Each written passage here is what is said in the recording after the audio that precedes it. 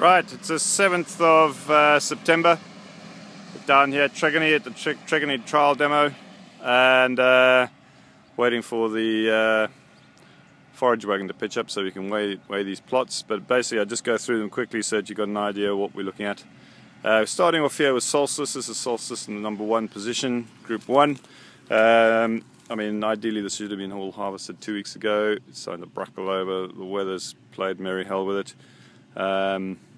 So yep, be interesting to see how this yields. Edgar, for those of you who know about it, this is this very tall German type variety. It's come across, it's a Group 1, produces a very nice big bold grain. We've rubbed some out and it's looking the best of the lot so far in terms of bushel. And for those skeptical amongst you who says it will lodge, well, here's a standing proof of it.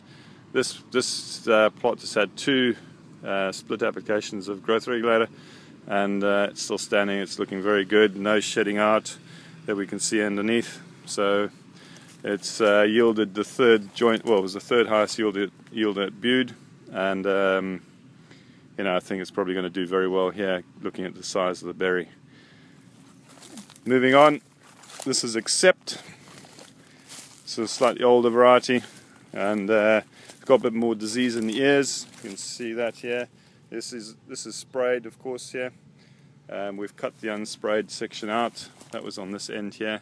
So basically we're just going to do a 48 meter plot just to get gross yield and moisture and everything else on it. So that's Accept. Einstein, the badgers have had fun with it. It's getting a bit outclassed now.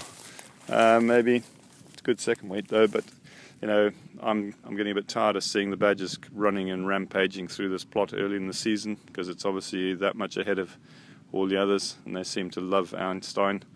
Bit of disease in the ears, and obviously quite a lot of it's been trampled flat by badgers. Crusoe, this is a new up-and-comer. It seems to have done extremely well up countryway, so it's going to be interesting to see how it's performed here. There's a bit more ear disease in this than we'd seen at Bude, but it's all looking very nice, standing very stiff. Yeah, nothing really to fault it, really. Next we got the 2 plots of Panorama.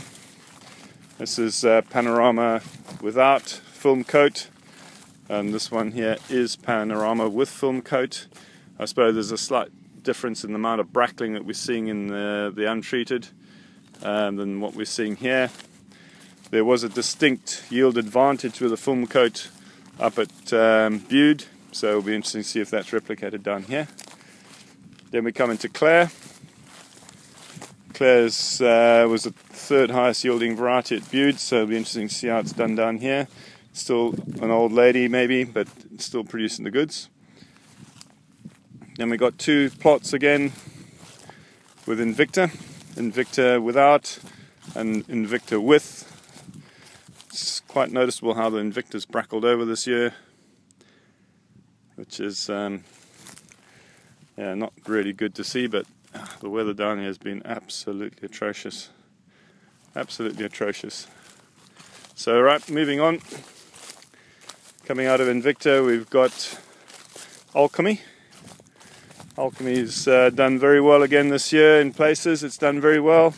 I've heard stories in other places it hasn't done quite so well, but it seems to be steady Eddie, as it were.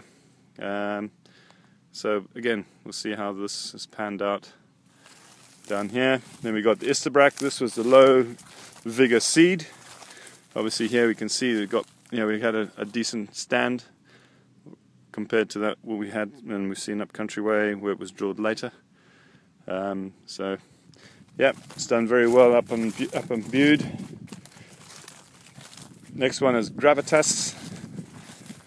This was sown, this was I think slightly smaller seed than a lot of the other packs we had last year. That's why it's got a very thick stand. Didn't really yield all that well up at Bude, but again we'll see how it's done down here. Then we come into Horatio. This is the Alchemy cross with Oakley.